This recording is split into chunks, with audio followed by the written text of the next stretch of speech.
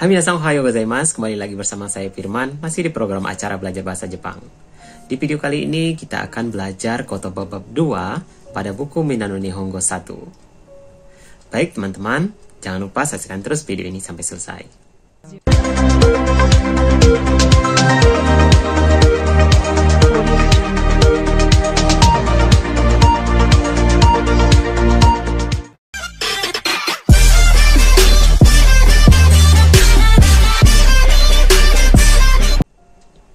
Oke teman-teman, langsung saja kita bahas kotoba bab 2 pada buku Minano Nihongo 1 ini.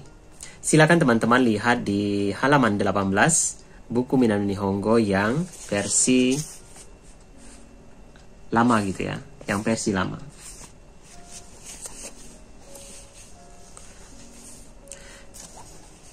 Baik untuk versi ini maupun yang terbaru itu kosakatanya nggak banyak terlalu berubah ya. Jadi kalaupun ada perubahan, mungkin ada 1 atau 2 perubahan. Dan itu tidak terlalu mempengaruhi buat teman-teman untuk belajar bahasa Jepang. Oh ya teman-teman, sekarang saya sudah pakai baju yang hangat, yang tebal ya, jaket. Karena di bulan 10 ini, kondisi cuaca Jepang sudah mulai dingin. Karena sudah memasuki musim Aki. Yang mana musim Aki ini, yaitu musim gugur. Yang mana pada musim Aki ini, daun-daun berubah warna menjadi warna merah, warna kuning, ataupun warna oranye. Seperti yang teman-teman tahu semuanya, itu ada yang namanya momiji. Nah, momiji itu ada yang warnanya kuning, ada juga yang warnanya merah. Dan itu ada di bulan 10 sampai bulan 11 nanti. Gitu. Baik teman-teman, langsung saja kita bahas kosakata bab 2 pada pelajaran hari ini. Baik, yang pertama ada kore. Kore itu artinya ini, yang mana posisi bendanya itu dekat dengan si pembicara. Misalnya saya yang bicara, maka posisi bendanya itu dekat dengan saya. Contohnya begini. Kore desu. Kore desu. HP-nya di mana? Misalnya. Kore desu. Gitu. Oke, selanjutnya ada sore. Sore itu artinya itu. Artinya itu. Yang mana posisi bendanya dekat dengan lawan bicara. Misalnya kita ada teman, dia menanyakan sesuatu, dan ternyata kita tahu bahwa posisi benda tersebut ada di dekat dia. Maka kita akan menyebutkan sore desu. Sore desu itu artinya posisi bendanya ada di dekat dia. Kemudian selanjutnya ada are. Are. Are itu artinya itu. Yang mana posisi bendanya jauh dari pembicara dan juga lawan bicara. Atau posisi bendanya jauh dari saya dan teman saya. Jadi bisa jadi posisi bendanya itu ada di depan, di samping, ataupun di belakang gitu. Are. Are gitu. Are desu. Aredes gitu. Di situ berarti posisinya berada agak jauh dari pembicara dan juga lawan bicara kita. Oke, selanjutnya ada kono. Kono nani-nani gitu ya. Kono hong. Buku ini. Baik, kono ini artinya ini. Yang mana pemakaiannya harus diikuti oleh bendanya. Misalnya, kono keitai denwa. Kono keitai wa watashi no desu. Kono keitai. Cara pemakaiannya gitu ya. Kono keitai. Jadi, nama benda yang saya pegang ini itu harus disebutin. Kono keitai. Gitu. Kono keitai. Oke. Ini HP ini gitu. HP ini gitu. Kemudian ada sono nani-nani. Sono nani-nani itu artinya itu. Itu. Jadi pemakaiannya harus diikuti oleh bendanya. Jadi misalnya sono neko, kucing itu. Sono hong, buku itu. Jadi kalau pemakaian sono ini dia harus diikuti oleh nama bendanya gitu. Kemudian ada ano. Ano ini artinya itu, pemakaiannya juga harus diikuti oleh bendanya. Ano. Nah, sama kayak are, posisi bendanya jauh dari pembicara dan juga lawan bicara. Misalnya, ano hong, buku itu, gitu kan. Nah, jadi setelah mengucapkan ano, itu harus diikuti juga, harus diucapkan juga benda yang kita maksud. Misalnya buku, berarti ano hong. Kalau misalnya ketai denwa, berarti ano ketai. Itu ya. Kalau pasokong atau komputer atau laptop, itu kita sebutin ano pasokong, gitu ya. Baik, selanjutnya ada hong, artinya buku. Hong, artinya buku. Kono hong, artinya buku ini. Bisa dipakai yang barusan kita pelajari tadi ya. Baik, selanjutnya ada jisho. Jisho ini artinya kamus. Jisho artinya kamus. Kemudian ada zashi. Zashi. Za ya. Zashi. Huruf sa, tapi dia ada teng-teng menjadi za. Ada su kecil, berarti dia zashi. Cara bacanya zashi. Itu artinya majalah. Baik, selanjutnya ada simbung. Simbung. Tulisannya sinbung. Simbung, gitu ya. Artinya surat kabar atau koran. Gitu. Baik, selanjutnya ada noto. Noto. Buku catatan ya. Atau note. Kalau misalnya kita kerja di Jepang dan baru-baru ataupun lama, itu kita pasti menggunakan note atau noto. Karena ada saja kosakata baru yang orang Jepang ucapkan dan misalnya kita nggak tahu, jadi kita tanyain artinya apa. Nah, itu kita catat di noto, gitu ya. Kemudian ada techo, artinya juga buku catatan. Yang mana techo ini misalnya yang ada buku kayak dalamnya itu ada kalender gitu ya.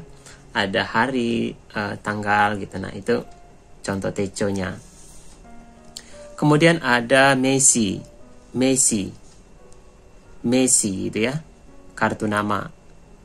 Messi, kartu nama gitu. Selanjutnya ada kado. Kado. Kado ini artinya kartu. Bisa jadi kartu ATM, bisa jadi kartu buat naik kereta gitu. Bisa jadi kartu yang misalnya ada poin di dalamnya, kayak misalnya kita ke supermarket, kita punya kartu buat belanja gitu ya. Baik, selanjutnya ada terehong kado. Terehong kado artinya kartu telepon. Misalnya kayak kita beli kartu simpati gitu kan, ada kartu kan itu simpati 20.000, atau misalnya IM3 20.000. Nah, itu contoh terehong kadonya. Kemudian ada enpitsu. Enpitsu artinya pensil ya, atau potlot gitu ya. Enpitsu. Enpitsu, pensil. Kemudian ada borupen. Borupen ini dari kata kana ya, artinya bolpen atau pena gitu ya. Kemudian ada shapu pensiru. Shapu pensiru artinya pensil mekanik atau pensil isi. Nah, untuk anak-anak yang belajar bahasa Jepang pasti tahu, karena pembelajar bahasa Jepang sering sekali menggunakan shapu pensiru ini atau pensil mekanik ini ya. Kemudian kagi artinya kunci, kunci rumah kita gitu ya, kagi. Kemudian toke, toke, tulisannya tokei, toke, jam atau arloji. Kalau yang untuk di gelang ya, itu biasanya dipakai udeduke, udeduke, ude lengan, toke, jadi jam lengan gitu ya. Udeduke, jadi jam tangan gitu. Kemudian ada kasa, artinya payung. Kasa yang kita itu artinya payung. Selanjutnya ada kabang. Kabang atau artinya tas gitu ya. Kabang yang kita ke belakangin gitu. Tas gitu. Tas. Kemudian ada kasetto tepu. Kasetto tepu. Kaset tape gitu ya. Kaset gitu. Kasetto tepu itu yang ini. Yang kaset yang ada di dalamnya bulat-bulatan terus ada pita gitu ya. Nah itu kasetto tepunya. Dulu kalau misalnya masih kecil, jadi pitanya itu sering ditarik. Gitu. Kemudian tepu rekoda. Tepu rekoda. T-nya panjang, ko-nya panjang, dan-nya panjang. Gitu ya. Tape recorder. Jadi tape yang bisa merekam gitu ya. Saya juga dulu pernah punya. Saya dulu pernah punya tape recorder itu. Jadi misalnya kita mau merekam, ada yang tombol merahnya itu ditekan gitu. Nah itu tape recorder gitu ya. Kemudian ada terebi, artinya televisi. Terebi artinya televisi. Oke, baik, selanjutnya ada radio. Radio ini artinya radio. Radio gitu. Radio. Radio artinya radio. Kemudian kamera. Kamera tetap ya, artinya kamera. Selanjutnya adalah komputer, artinya komputer. Komputer. Komputer. Tulisannya kon ya. Komputer tulisannya. Komputer. Bacanya komputer. Jadi M gitu. Selanjutnya ada jidosha. Mobil ya. Jidosha. Artinya mobil. Selanjutnya ada sukue. Artinya meja tulis. Sukue. Artinya meja tulis. Kayak meja di sekolah gitu ya. Meja tulis itu namanya sukue. Selanjutnya ada isu. Artinya kursi. Isu. Kursi gitu. Selanjutnya ada chocoreto. Artinya coklat. Chocoreto. Artinya coklat. Selanjutnya ada kohi. Kohi. Artinya kopi. Artinya kopi. Kohi. Selanjutnya ada ego. Ego. Ego. Bahasa Inggris artinya gitu ya. Bahasa Inggris. Ego. Bahasa Inggris. Selanjutnya ada nihongo. Nihongo. Artinya bahasa Jepang. Selanjutnya ada nani-nani go. Artinya bahasa titik-titik. Nani-nani go artinya bahasa nani-nani gitu, atau titik-titik. Contohnya Indonesia go. Brazil go gitu ya. Bahasa Brazil atau bahasa Indonesia gitu. Kemudian selanjutnya ada nan, artinya apa? Nan. Nani apa gitu misalnya. Nani apa? Ini tapi di sini tulisannya hanya nan ya, apa? Kalau penggunaannya dia berubah menjadi nani, nan desu ka gitu. Kemudian selanjutnya ada so. Begitu artinya. So. Artinya begitu. So. Kemudian chigaimasu. Chigaimasu. Ada juga yang menyebutkan chigaimasu. Ada juga yang menyebutkan chigaimasu. Itu tergantung kebiasaan ya. Semuanya benar. Artinya bukan, tidak betul atau salah. So desu ka? So desu ka? Artinya begitukah? Begitu ya gitu. So desu ka? Begitukah? Atau begitu ya? Artinya gitu ya. Artinya jadi kita seolah-olah ada yang kita pikirkan gitu sebelum kita ngomong gitu. Gitu. Rumahnya di mana gitu misalnya. Jadi doko ni sunde imasu ka? Gitu.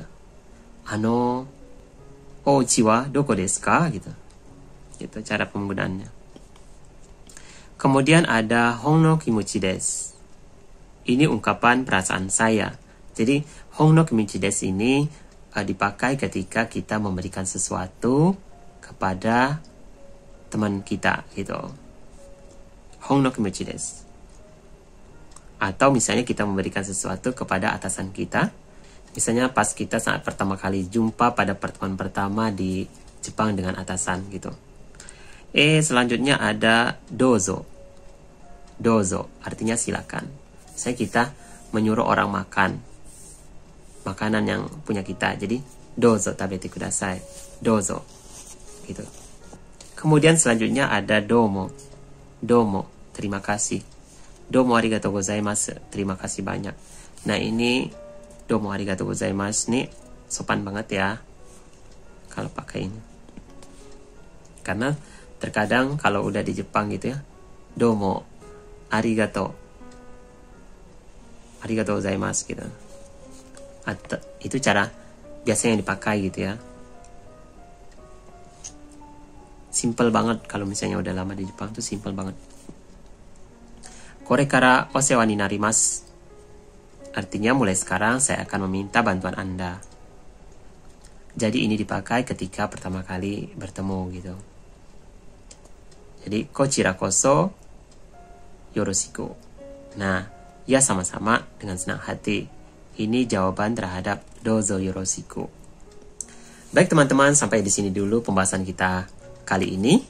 Semoga apa yang saya utarakan tadi bisa bermanfaat buat teman-teman sekalian. Baik, sampai di sini dulu pertemuan kita kali ini. Buat kamu yang suka dengan video ini, jangan lupa tekan tombol subscribe, like, dan juga tanda loncengnya.